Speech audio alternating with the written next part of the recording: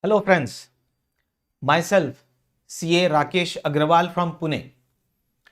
Friends, I am here to record the lectures of CA Intermediate.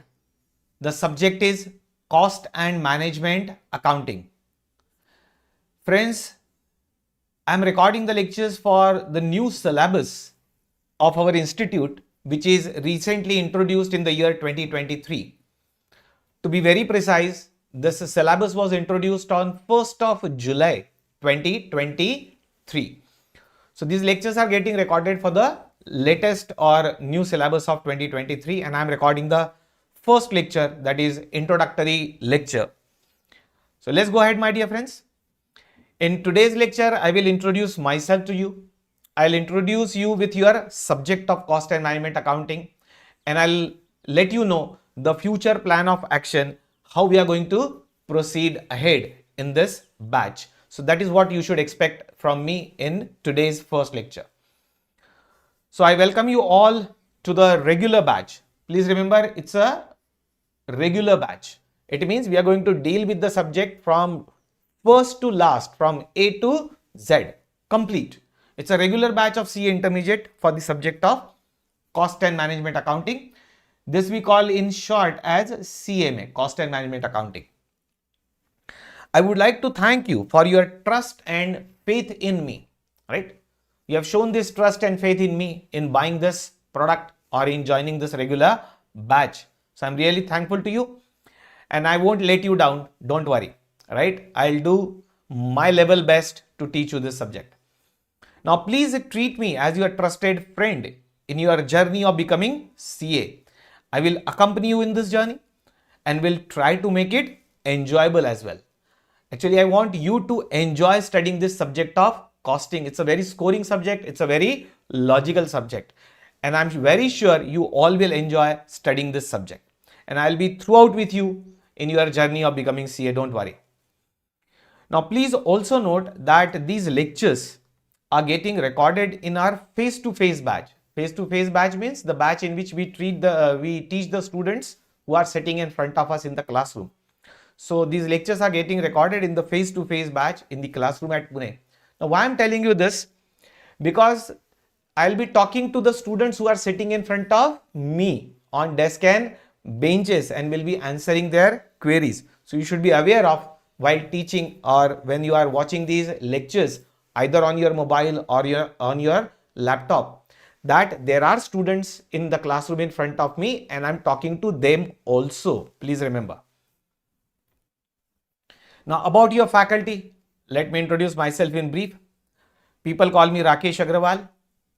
I'm a teacher by passion. Please remember, I'm chartered accountant by profession. Right? My entire family is CA. But though they are in practice, I have ventured into teaching because teaching is my passion and I'm into this teaching field from long time now. I cleared my BCom examination, that is graduation, way back in 1989 from Pune University. And I stood first, or I got the gold medal in the special paper of Cost and Management Accounting. So that was my special subject at BCom level, Cost and Management Accounting. Then I cleared my MCom examination also from the same university, that is Pune University, with distinction. And again, my special subject was Advanced Cost and Management Accounting. So my graduation, post-graduation, both are done with the specialization in Cost and Management Accounting, and that is the subject which I am teaching to you. I cleared my ICMA examination, that is Cost and Management Accountancy examination, which is a similar exam like CA. There are three types of such professional examinations: CA, CWA or CMA, it is called Cost and Management Accounting, and CS, that is Company Secretary. So I have cleared CMA exam also in the very first attempt way back in December 1990, and I stood third in the Pune chapter of Cost Accountants, that is the local body of Pune. Then I cleared my CA final examination in November 1992 attempt, and I stood 32nd in the All India merit. So I scored 32nd rank. And please remember, in our days, CA course was available after graduation.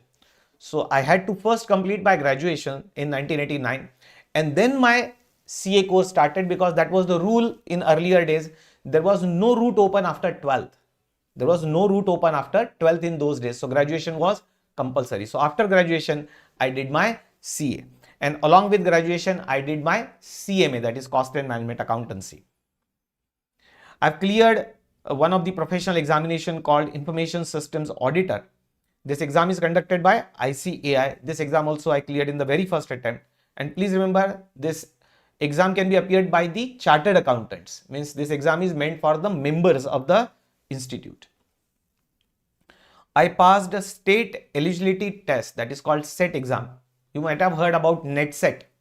Actually, these exams are required to be cleared by the college teachers or professors. So I was guiding them, the college teachers and professors, to prepare for this exam. So I also filled the form and I cleared it in commerce in the very first attempt. I've also cleared the mutual fund exam and derivatives core module exam, which is conducted by National Stock Exchange. There are many online examinations which are conducted by National Stock Exchange. So I'm a mutual fund consultant also. I've cleared that exam. And derivatives. Anyway, these two chapters, mutual fund and derivatives, you'll be studying in CA Final FM, Financial Management. It is there in your syllabus, but at a CA final stage. So I've cleared these two exams of National Stock Exchange. I entered into teaching profession in 1991. Please remember, I'm teaching since 1991 till date. Since 1991, just after passing my ICMA examination. That is the exam of Institute of Cost and Management Accountants. So the moment I became ICMA, right? In the earlier days, it was called ICWA, Institute of Cost and Works Accountants. Nowadays, it is called ICMA. The moment I cleared that exam, the local body, Pune chapter of Cost Accountants, they invited me to deliver the lectures to the students. And since 1991, I'm teaching the same subject, paid subject of mine, that is Cost and Management Accounting, popularly called as costing.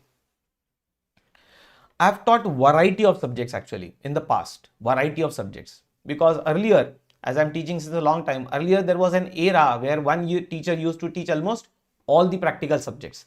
So it was one-man army. That was the trend in those days. Slowly now it has gone towards specialization. So earlier I have taught various subjects like accounts, mercantile law, statistics, costing, financial management, direct tax, indirect taxes, and so on at all the three levels, right? That is foundation, intermediate, and final levels of CA.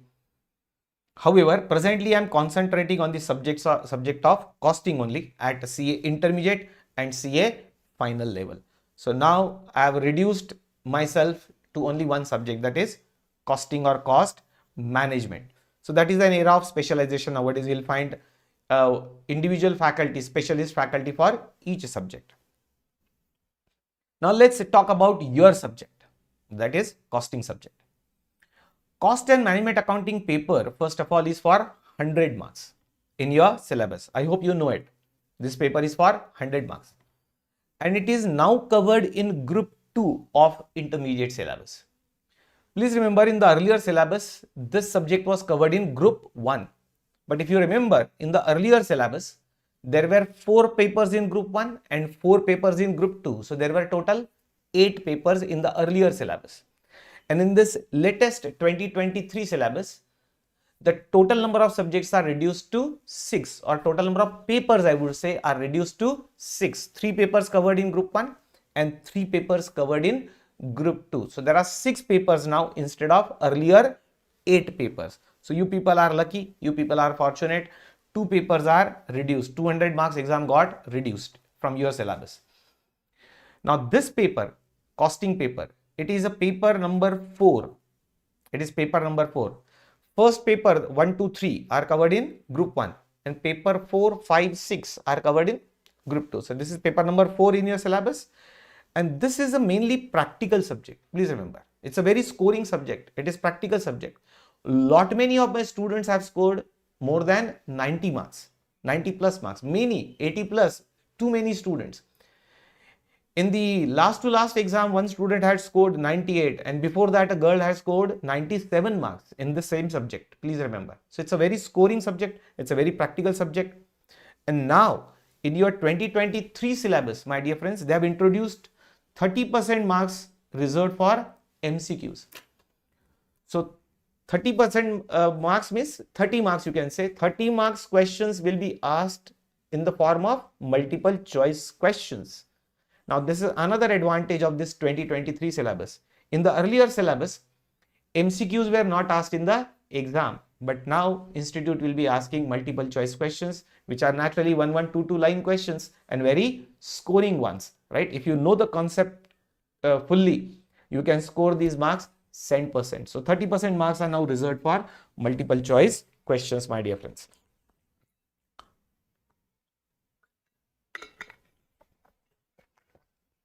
Friends, I have a habit of drinking warm water. So I'll keep drinking it in between while teaching. So don't worry, it is just a warm water. Now, this subject of costing, it demands working knowledge of English and mathematics. Please remember, it demands the working knowledge of English as well as mathematics. I'm not saying very expert level of knowledge, but at the same time, a poor knowledge of English is also not expected. Poor knowledge of English and mathematics will lead you to trouble. So, costing subject, to understand this subject nicely, you will require a reasonably working level of knowledge of English and mathematics. Now, why do we need English and mathematics, my dear friends? So, English is required to understand the question.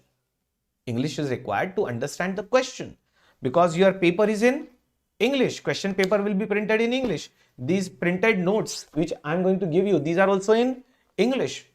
So when we read a question, let's say it's a practical subject. So the question given in the exam, you have to first read that question. You have to first understand that question, interpret and understand that question. And to understand that question, you will require English. And mathematics will be required to solve the question.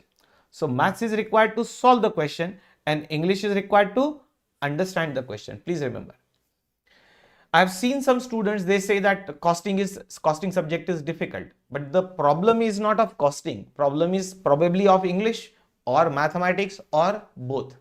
So you should learn from their experiences, from earlier students who are facing trouble in this subject of costing.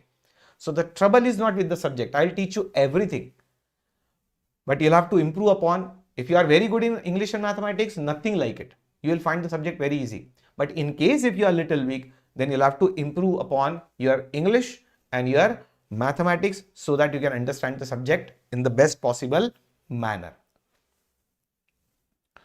Now, I will provide you the printed copy of notes in 4 volumes. I'll be giving you the printed copy of notes in 4 volumes to cover the entire syllabus. And these notes are printed in black and white and they are spiral binded. Spiral binded means this one. This is called spiral binding, right? This one. So this is called spiral binding. The advantage of spiral binding is you can fold these notes fully like this, right? So you can fold these notes. So these are my printed notes which will be provided to you in 4 volumes. So you'll get 4 such copies, right? Volume 1 is, I'm holding volume 1, volume 2, volume 3, volume 4. I'll show you what these volumes cover. This covers the entire syllabus. Volume 1, I have given the name as prime cost and overheads. Please remember this name I have given, right? I have given the name to volume 1 as prime cost and overheads, which is nothing but your syllabus only. Volume 2, I have given the name as methods of costing. To volume 2, I have assigned the name methods of costing. And as I start teaching you this subject, you will come to know what this is. What is prime cost and overheads? You will come to know in just 2-3 days. What are the methods of costing? You will come to know in just 2 days. And third volume, I have given the name techniques of costing. Now, this is done to reduce your load. If I combine all these 3 volumes into one big volume, so you'll have to carry a lot of weight. So what I have done to simplify the work and to minimize your efforts, I have divided entire syllabus into 3 volumes. Volume 1, prime cost and overheads. Volume 2, methods of costing. Volume 3, techniques of costing. And then what is 4th volume? 4th volume is actually practice book. This you will be using at home. Practice book is for extra questions to do the practice at home. These questions I will be giving you by way of test. After completion of every chapter, I will be giving you a test which is printed in this practice book along with the answers. So that practice book is for you to do more practice. So mainly in the classroom, we will be covering these 3 volumes and this is permanently your homework. Okay. homework, or you can say it is a test. Friends, the sequence given in the index page will be followed while teaching in the classroom. Now, what I mean to say, there is a index page printed here. There is a sequence given here. Like first chapter here is basic cost concept. Second is material cost. Third is labor or employee cost. Fourth is overheads, and so on. I am going to teach you this subject in the same sequence. I am going to teach you this subject in the same sequence. It means you know well in advance which chapter I am going to start next. So there won't be any surprises, right? So entire sequence of all the 3 volumes will be followed. After volume 1, we'll take volume 2. After volume 2, we'll take volume 3. And we will follow, or we will study these chapters in the same sequence given in the index page. So that if you wish to, you can read the theory of the next chapter, right, before you start watching the lectures. So for better understanding, if time permits, you can do that, right? So I'm not going to change the sequence. Let me tell you one more thing. The sequence given in my notes or these classroom notes may be different from institute's sequence. Don't worry about it. Institute has arranged the chapters in their own sequence, but I have arranged them in my own sequence for better understanding, because I know that the next chapter is dependent on the previous chapter. So I have to teach that chapter first and then the next one. So I have arranged them in some logical sequence, please remember. So sequence may be different, but entire syllabus will be covered. That you need not worry. Entire syllabus covered in the module will be covered in our classroom notes. On the contrary, I will be covering more than what institute has covered. The number of questions which we'll be solving, you may say it is more than double what is given in the module. So we are going to cover variety of questions. We are not going to leave any stone unturned. You just don't worry, right? Only my sequence of teaching is designed to suit you so that you understand one by one chapter. And I have a habit to give the reference of previous chapter in the next chapter because it is required. That reference is required. Okay. Therefore, I have rearranged them. Now, classroom teaching sequence. How I am going to proceed in the classroom. First of all, the theory printed in the notes will be discussed first. Now, in every chapter, some theory is printed in the notes. So, you don't have to write that theory because it is already been printed here, but it will be discussed here. In the classroom, I'll be explaining that theory. I have saved your efforts of writing down the theory. It is printed. Now, why will we be discussing theory first? Because without theoretical understanding, you will not understand the practical questions. Because for practical questions, theory is the base. So, you have to first understand the theory in order to understand those practical problems. So, you have to first understand the concept. So, theory will be discussed first in the classroom. Then it is followed by solving the practical questions which are printed in your notes. So after discussion of theory, we'll start solving the practical questions of every chapter one by one. Now please remember, again, practical questions are printed here in the notes. You have to only write down the solutions in your notebook. So you have to prepare a separate notebook naturally for this subject of costing, and you'll have to prepare full-scape notebook, not half-size notebook, full-scape, means of this size, notebook of this size. Right, 200 pages notebook you can keep adding. After one notebook is finished, you can add second notebook. After second notebook is finished, you can add third one. So have full-scape notebook and you have to write down only answers in the notebook because questions are printed here. Questions are printed here and solutions will be solving together. You will require calculator also, and you will jot down or note down the solutions step by step in your notebook, specially reserved for this subject. Don't club all subjects in one notebook. Don't do that. Something what we used to do in the college days, that is not expected. वो जो college में करते थे वो भूल जाओ, वो कुछ काम का नहीं है. Have separate notebook for separate subject and have full-scape notebook.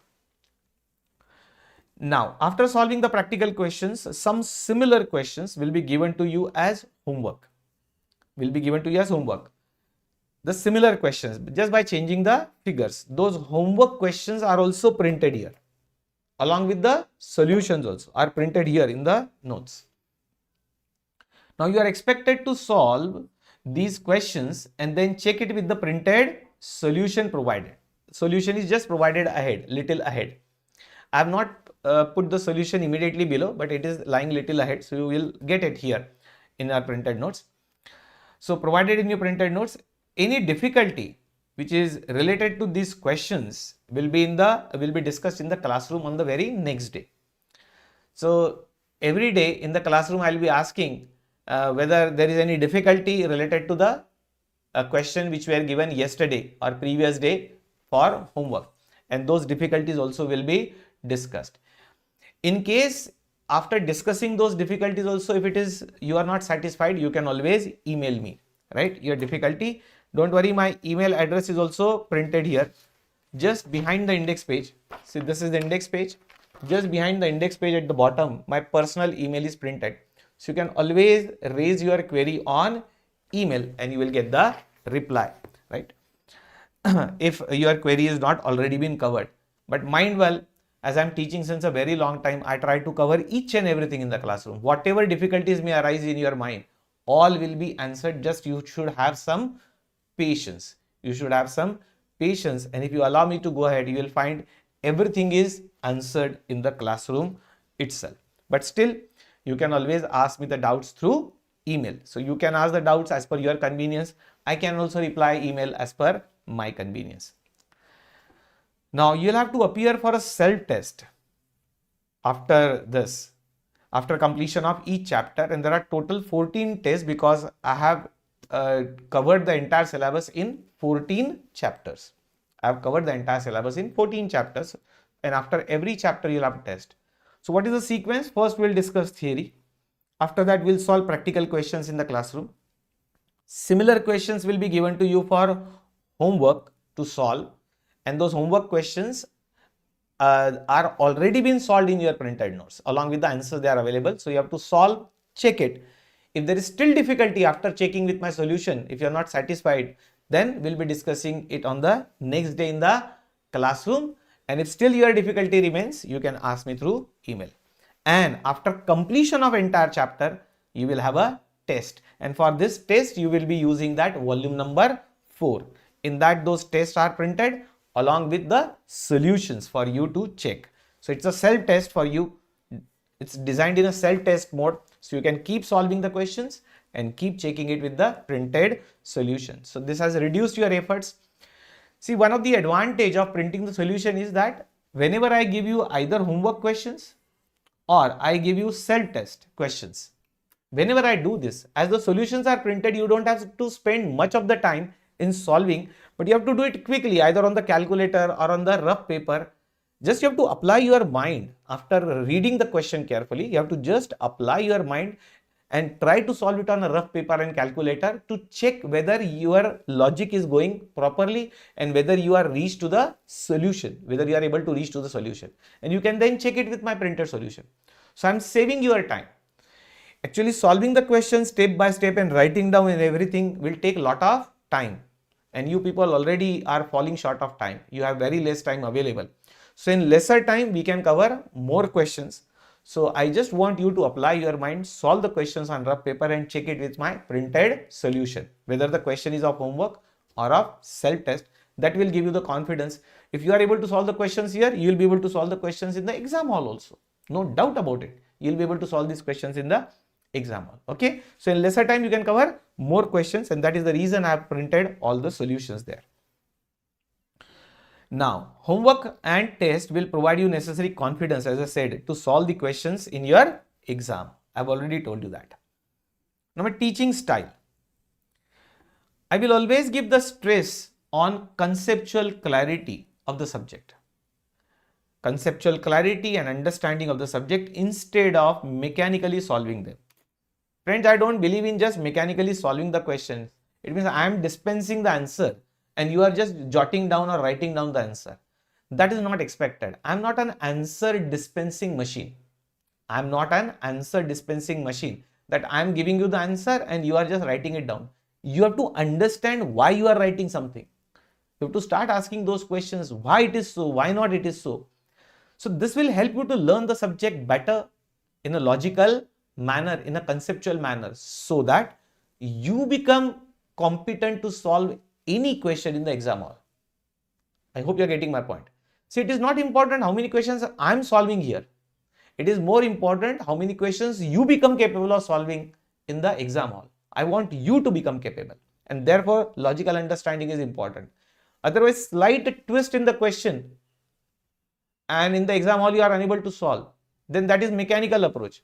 If same to same question appears, you can solve in the exam. If slightly twisted, you are unable to solve, then that is not expected. And you know, in CA exam is not like a BCom exam that I'll give you 30 important questions here, or I'll get 30 questions solved from you here, and out of those 30, some questions will appear in the exam hall. That is not going to happen because it's not a BCom exam. It's a chartered accountancy exam, right? Institute wants to produce chartered accountants, not clerks.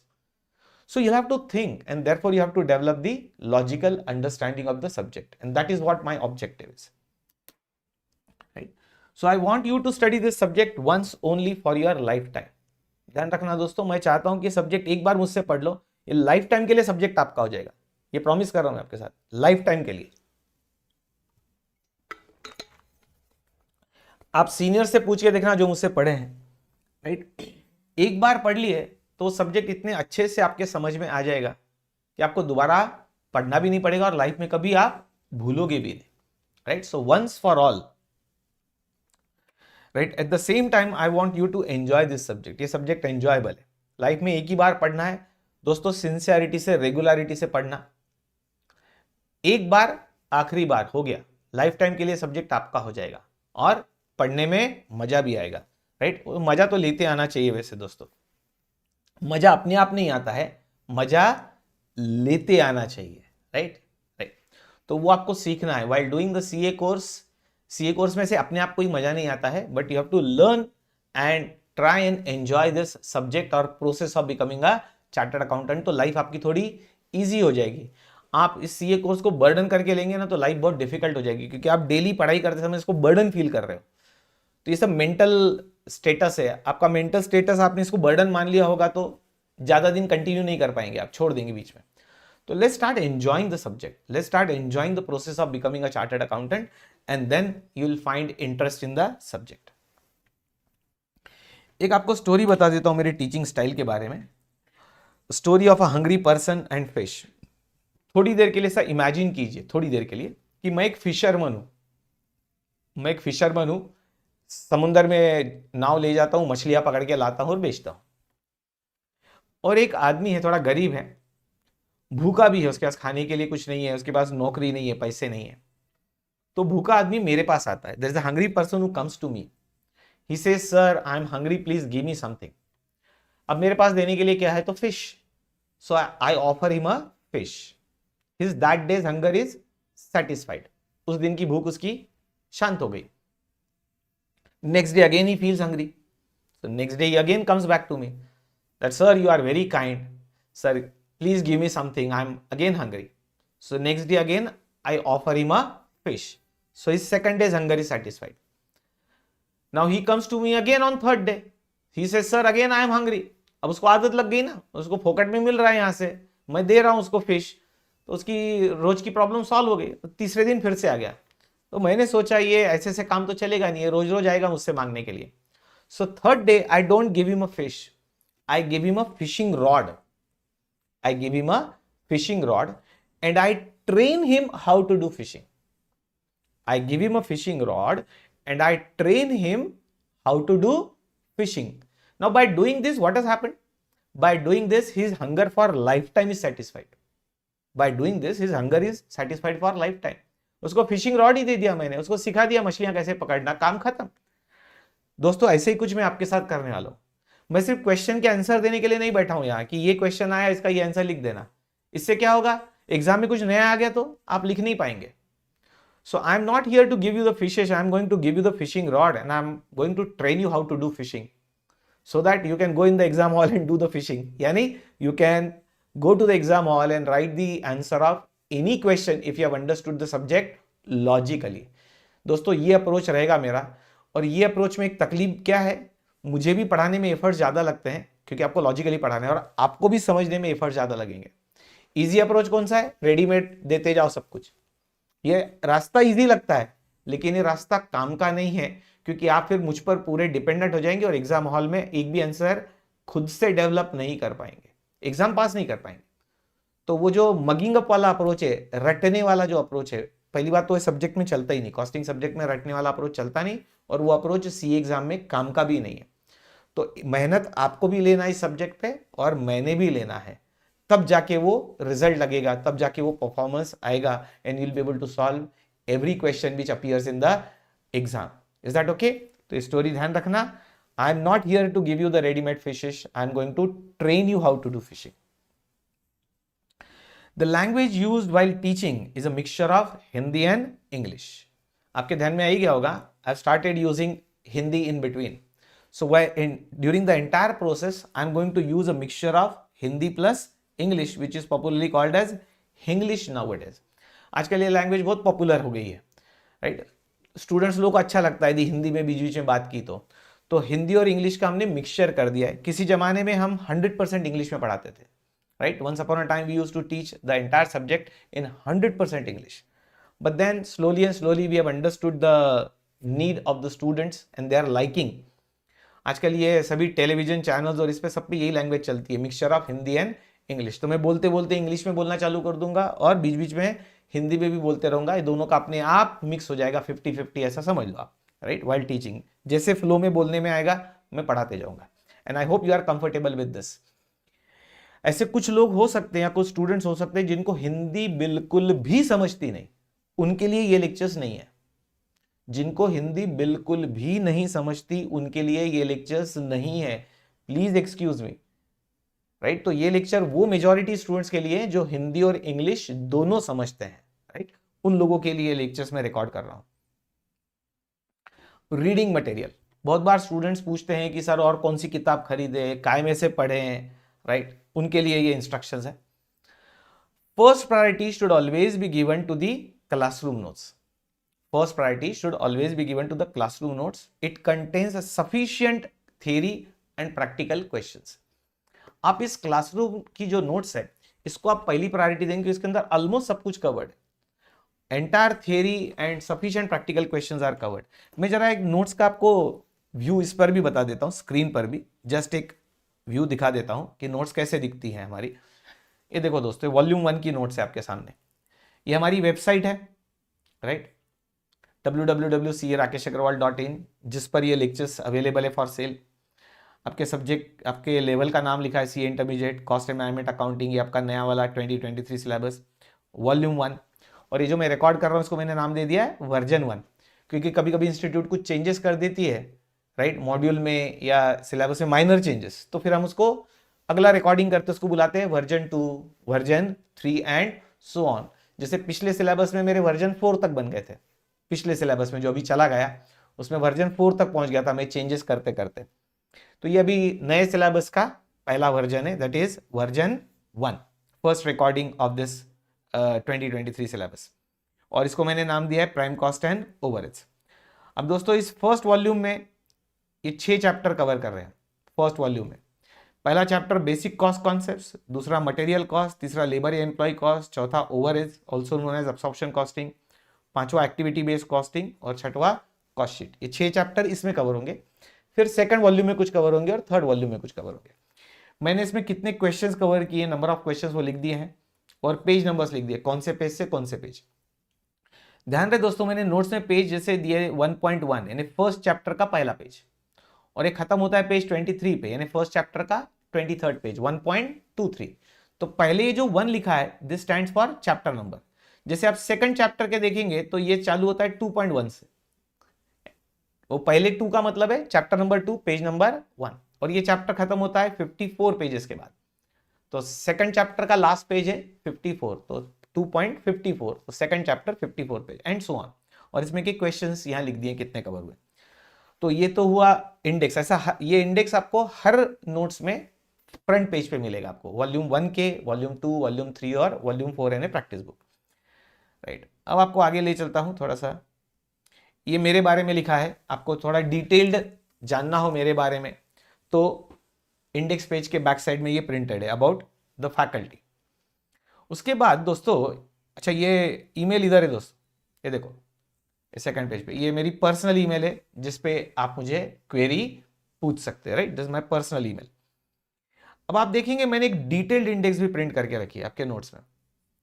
Her volume में उसकी detailed index यानी वो chapter में अलग अलग topics है, छोटे छोटे छोटे कॉन्सेप्ट्स हैं, वो कौन कौन से पेज पे कवर हुए हैं। देखो जैसे definition of cost, costing, cost accountancy कौन से पेज पे, objectives of cost accountancy, elements of cost, ये सब डिटेल्ड इंडेक्स बोल रहा हूं इसको मैं।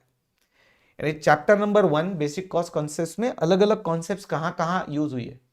ये आपको एग्जाम के पहले कुछ रिवीजन के लिए कोई एक पर्टिकुलर टॉपिक ढूंढना है, पर्टिकुलर कॉन्सेप्ट ढूंढनी है, तो आप सिर्फ डिटेल्ड इंडेक्स में जाओ और आपको मिल जाएगा कि कौन से पेज पर वो कॉन्सेप्ट है। आप डायरेक्टली उस पेज पर जाके और वो कॉन्सेप्ट ढूंढ सकते हैं, आपको सब पेज पलटाने की जरूरत नहीं है। You don't have to search through all the pages. So just read the detailed index, identify which topic you want to study, right? Which concept you want to study, and directly you can go to that page. So it's a detailed index. दोस्तों ये chapter 1 की detailed index, ये chapter 2 material cost की detailed index चालू हो गई जो continued है। आगे चैप्टर 3 की डिटेल्ड इंडेक्स है। अब देखो चैप्टर 2 में भी एक चीज आपके ध्यान में आए तो ये मैंने यहां पर लिखा है होम एक्सरसाइज क्वेश्चंस, वो इस पेज से चालू हो रहा है चैप्टर 2 के, हाँ, और उसके सॉल्यूशंस आगे हैं, सॉल्यूशंस यहां से चालू हो रहे हैं। मैंने होम एक्सरसाइज वाले क्वेश्चन में जानबूझ करके आंसर इमीडिएटली नीचे नहीं लिखा है, उसको थोड़ा सा आगे लिखा है। क्यों? एक ह्यूमन टेंडेंसी रहती है क्वेश्चन पढ़ने के बाद आंसर देखने की। कुछ जगह पर क्वेश्चन के नीचे है आंसर, बट मेजॉरिटी जगह में जो होमवर्क के क्वेश्चन है उसमें क्वेश्चन एक तरफ है, आंसर आगे है थोड़े से, राइट। और फिर ये पास्ट एग्जामिनेशन क्वेश्चन आंसर वो एक के नीचे एक ही क्वेश्चन के नीचे आंसर, वो सब लिख दिया है दोस्तों यहाँ पर, राइट। एमसीक्यूज कहाँ है वो सब लिख दिया है। ये चैप्टर 3 की इंडेक्स आगे ले चलता हूं दोस्तों, ये आपकी डिटेल्ड इंडेक्स होगी। ये चैप्टर 1 चालू हो रहा है दोस्तों, राइट। ये देखो ये मेनली थियोरेटिकल चैप्टर है, इसमें थियरी कवर्ड है। ये पेज नंबर्स यहाँ दिए हुए हैं 1.1, 1.2 एंड सो ऑन।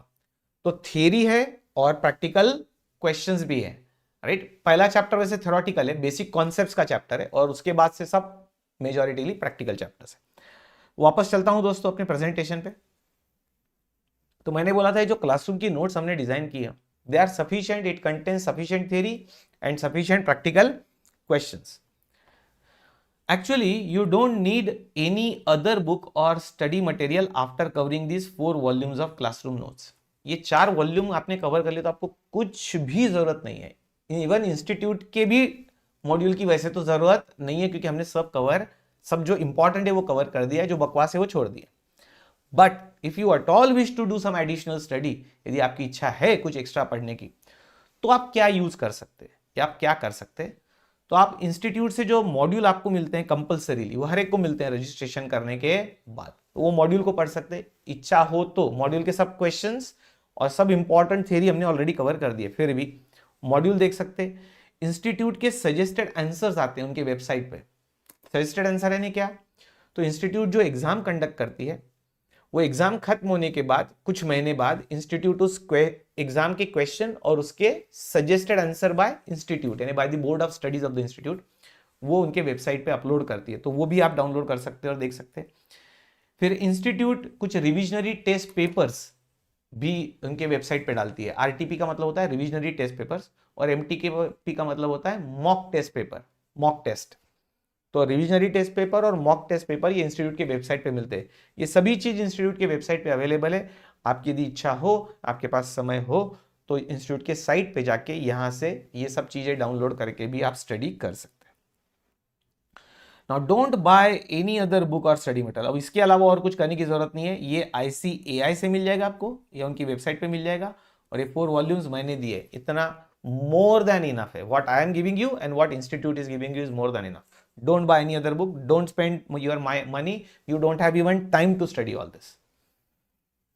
अब कुछ friendly suggestions दोस्तों आपके लिए।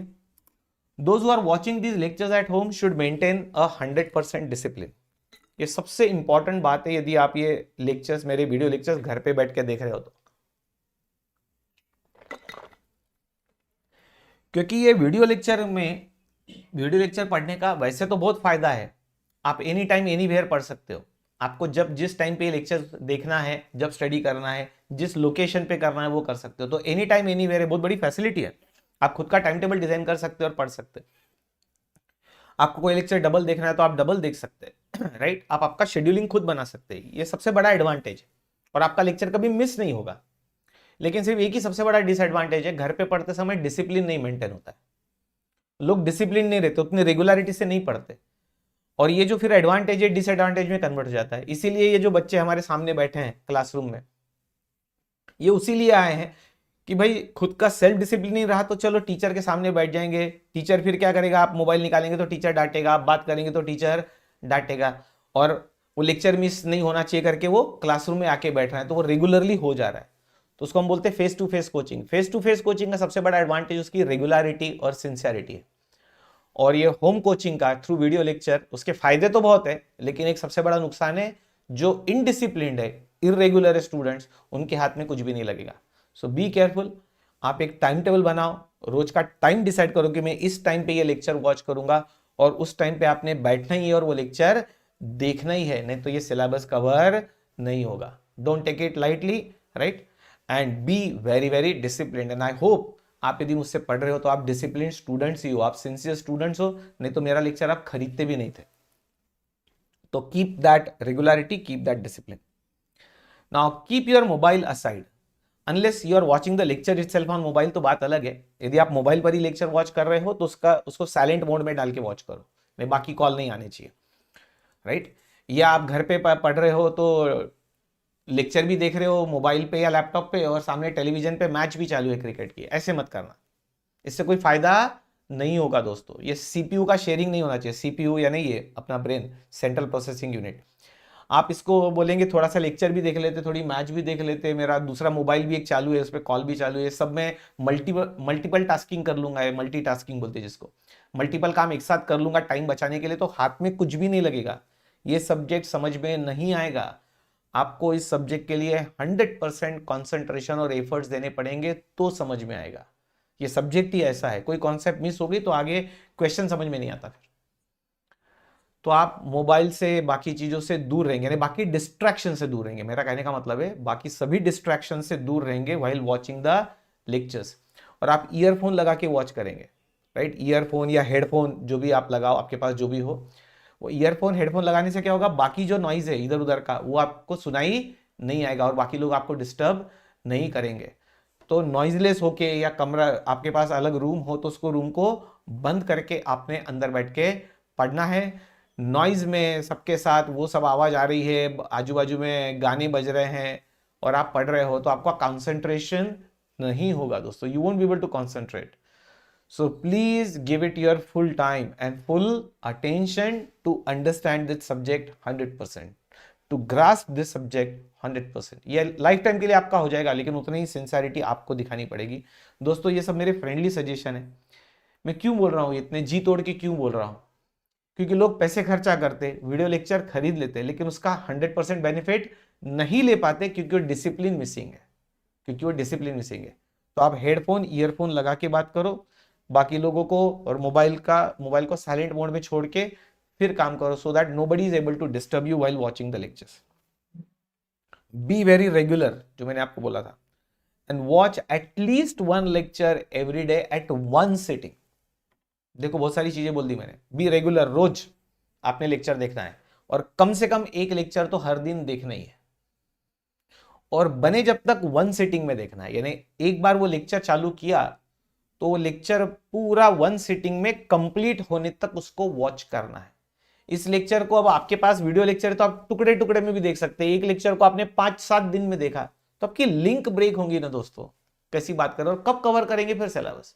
एक लेक्चर को 5 दिन लगाएंगे देखने में, छोटे छोटे टुकड़े में देखेंगे तो सिलेबस कवर नहीं कर पाएंगे, और टाइम बहुत कम रहता है सीए स्टूडेंट्स के पास। तो प्लीज रिमेंबर, टाइम टेबल बना के रोज कम से कम 1 लेक्चर और 1 सिटिंग में पूरा लेक्चर वॉच करना है और आंसर लिखते जाना है, right. Watch the lectures in the same sequence, ये भी इंपॉर्टेंट है, सेम सीक्वेंस में वॉच करना है, because it has a link with other lectures. मैंने कभी कभी स्टूडेंट्स को देखा कि आपके हाथ में कंट्रोल दे दिया, वीडियो लेक्चर आपके हाथ में दे देने क्या हो गया, कंट्रोल आपके हाथ में चले गया, कब देखना नहीं देखना।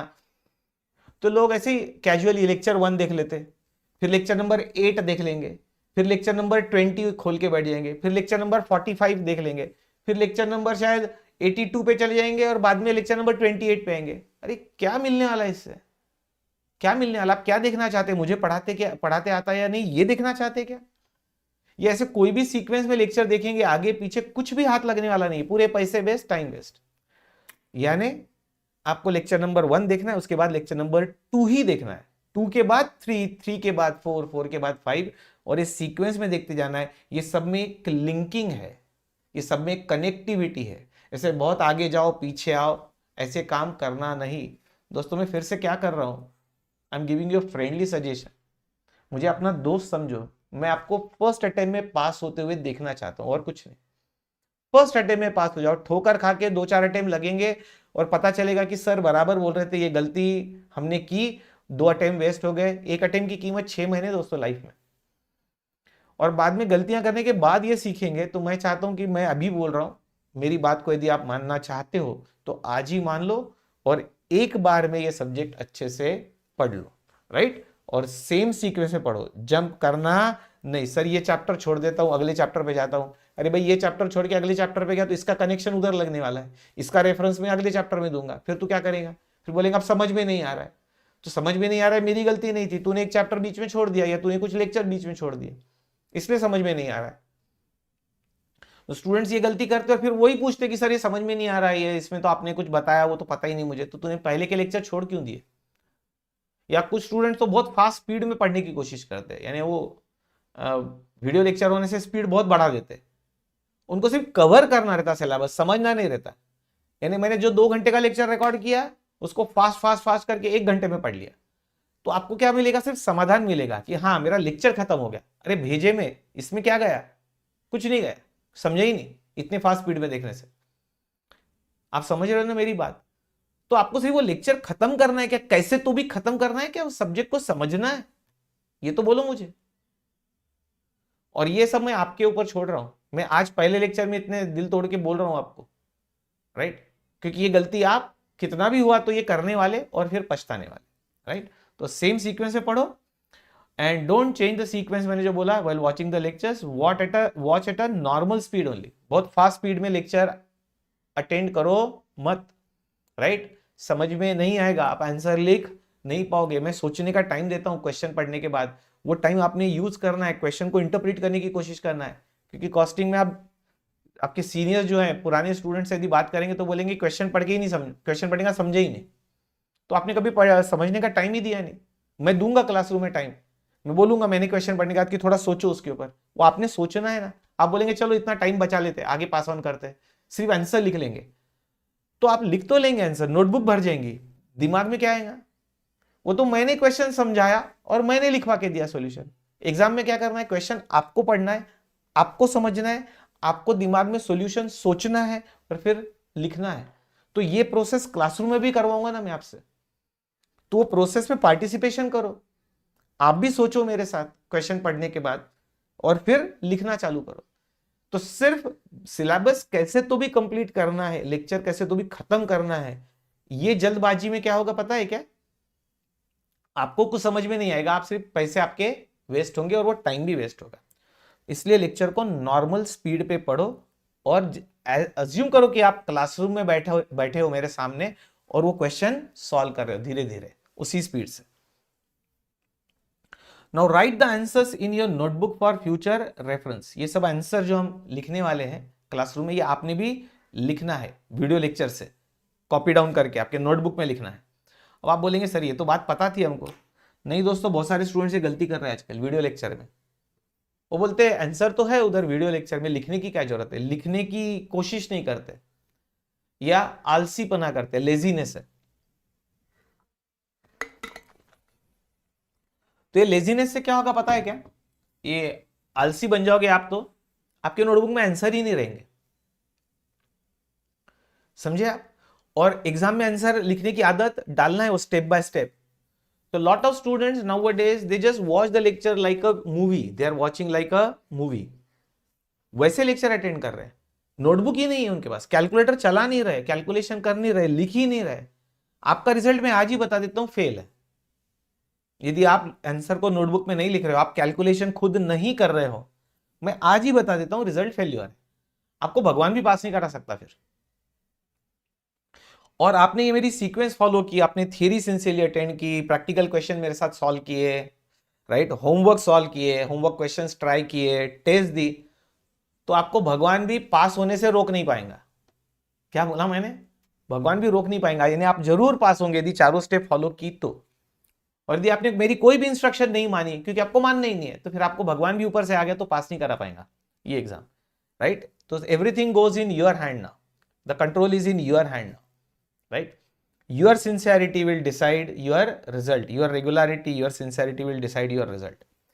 दोस्तों मैं तो सबको पढ़ाता हूं, इसमें से कुछ स्टूडेंट्स ऑल इंडिया रैंक 1 भी ला चुके हैं, ऑल इंडिया रैंक 1 भी ला चुके हैं, और कुछ स्टूडेंट फेल भी हो चुके हैं। पढ़ाने वाला मैं, पढ़ाने का स्टाइल सेम, सबको एक जैसा पढ़ाया मैंने। कुछ फेल हुए, कुछ पास हुए, कुछ फर्स्ट अटेम्प्ट में पास हुए, कुछ दोनों ग्रुप पास हुए, और कुछ ऑल इंडिया रैंक में आए। ये फर्क कैसे हुआ? पढ़ाने वाला तो एक ही था, फिर ये फर्क क्यों हुआ? ये फर्क उनकी वजह से हुआ, स्टूडेंट्स की वजह से हुआ। तो जो रैंक होल्डर्स हैं, वो स्टूडेंट का रैंक का क्रेडिट या उनके सक्सेस का क्रेडिट उन्हीं को जाता है, right. All credit of your success goes to you. मैंने तो सबको एक जैसा पढ़ा है। So all credit of success goes to you, at the same time the entire debit of failure also goes to you. Entire debit of failure also goes to, because credit of your success also goes to you. मैंने मेरा काम किया, मैं ईमानदारी से काम करूंगा, मैं पूरे दिल से पूरा सब्जेक्ट बहुत अच्छे से पढ़ाऊंगा, ये बात का पूरा विश्वास रखो।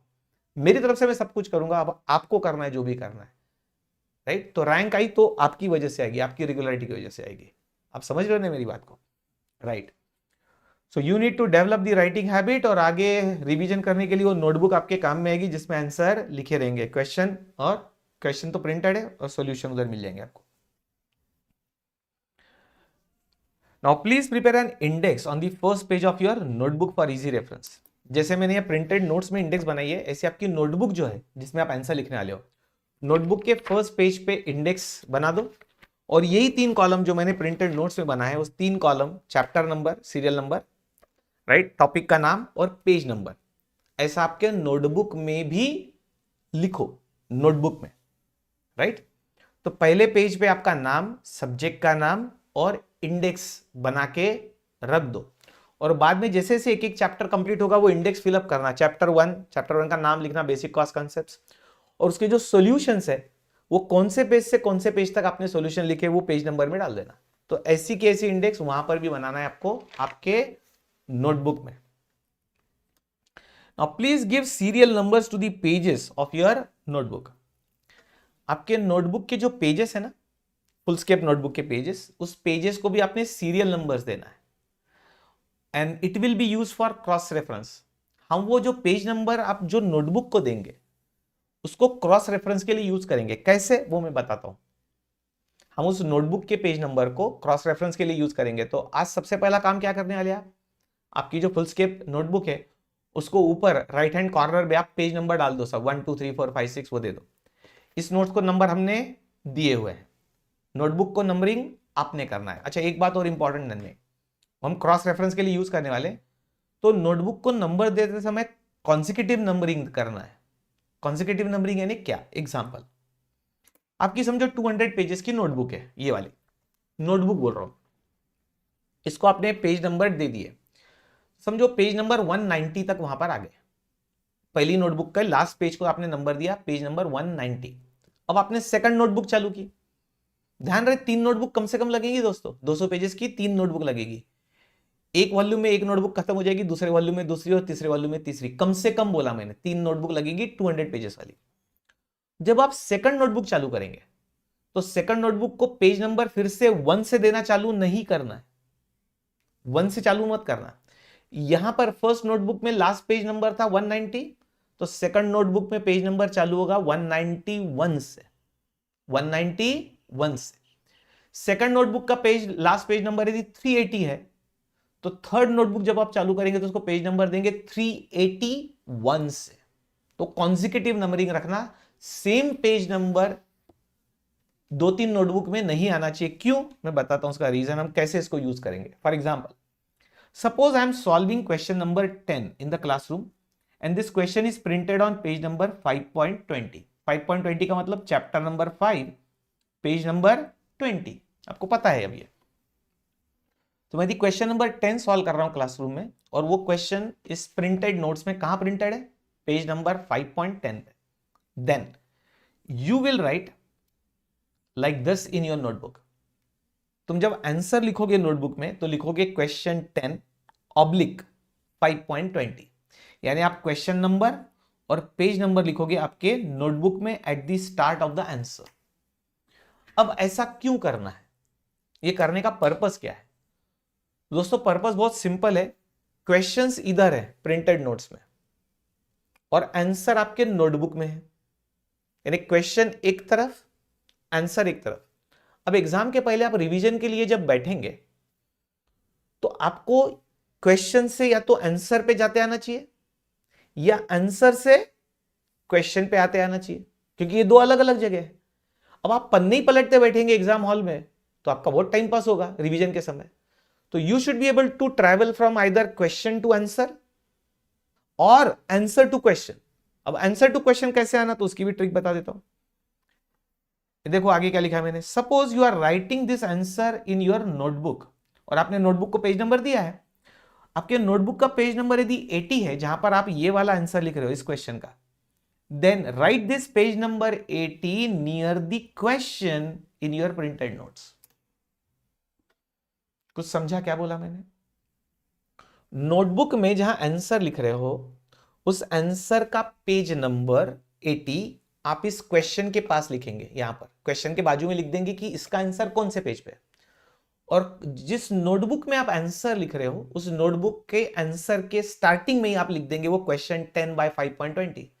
यानी आपको ये पता रहेगा कि जो मैं आंसर लिख रहा हूं ये कौन से क्वेश्चन का है और वो क्वेश्चन कौन से पेज पर है।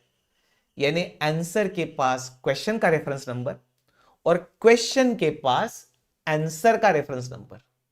समझा क्रॉस रेफरेंस कैसे यूज करेंगे हम? आंसर के पास क्वेश्चन का रेफरेंस और क्वेश्चन के पास आंसर का रेफरेंस। तो दोस्तों आप क्वेश्चन टू आंसर या answer to question quickly in a second जा सकते हैं। अब मैंने कॉन्जिक्यूटिव नंबरिंग क्यों बोला? यदि आपने हर नोटबुक को पेज नंबर 1 से आगे लिखना चालू किया तो ये पेज नंबर 80 3 नोटबुक में आएगा। यदि हर नोटबुक को पेज नंबर 1 2 3 4 लिखना चालू किया आपने तो पेज नंबर 80 भी 3 नोटबुक में। फिर नोटबुक 1 देखूं क्या, 2 देखूं क्या, 3 देखूं? इसलिए कॉन्जिक्यूटिव नंबरिंग दो सेम पेज नंबर फिर से रिपीट नहीं होगा। Are you getting it? तो आज का पहला काम आपका होमवर्क क्या है? आज आपकी जो फर्स्ट नोटबुक है उसको सीरियल नंबर दे देना। ये आज का आपका होमवर्क है, क्योंकि फिर हम नोटबुक यूज करना चालू कर देंगे अगले लेक्चर से। तो ये भी एक फ्रेंडली और बहुत काम का एडवाइस है दोस्तों। Now be ready with your notebook. मैंने जो बोला फुल स्केप नोटबुक, एक अच्छा सा कैलकुलेटर लगेगा जो आप फाउंडेशन में भी यूज करते होंगे। तो वी रिक्वायर गुड कैलकुलेटर, क्योंकि lot of calculations are there being a practical subject. आपका pen, pencil, foot ruler, right? Foot ruler वो लगेगी हमको कॉलम्स बनाने के लिए, टेबल्स बनाने के लिए, और कुछ कुछ जगह पर very few places will be preparing the graphs, तो उसके लिए लगेगी फुट रूलर, इरेजर। तो pen, pencil, scale, good calculator, right, notebook और आप खुद, आपका ब्रेन, ये सब साथ में होंगे तो फिर काम अच्छा होगा। ये सब तैयारी से ही बैठना लेक्चर अटेंड करते समय, सब इंस्ट्रूमेंट बॉक्स रेडी लेके, कैलकुलेटर, नोटबुक रेडी लेके ही लेक्चर अटेंड करना, कैजुअली नहीं। दोस्तों ये सब्जेक्ट को लाइटली लेना मत। आपने इस सब्जेक्ट को यदि लाइटली लिया तो इस सब्जेक्ट ने आपको डबल लाइटली लिया। इस सब्जेक्ट ने आपको डबल लाइटली लिया है, समझ लेना। सब्जेक्ट ऐसा उठा के फेंक देंगे आपको, ऐसा सब्जेक्ट है ये, खतरनाक है वैसे। और समझ लिया तो इससे अच्छा स्कोरिंग सब्जेक्ट भी नहीं है। 80-90 प्लस मार्क्स आराम से स्कोर कर सकते हैं। तो ये डबल एज्ड स्वॉर्ड है, very scoring, very interesting subject.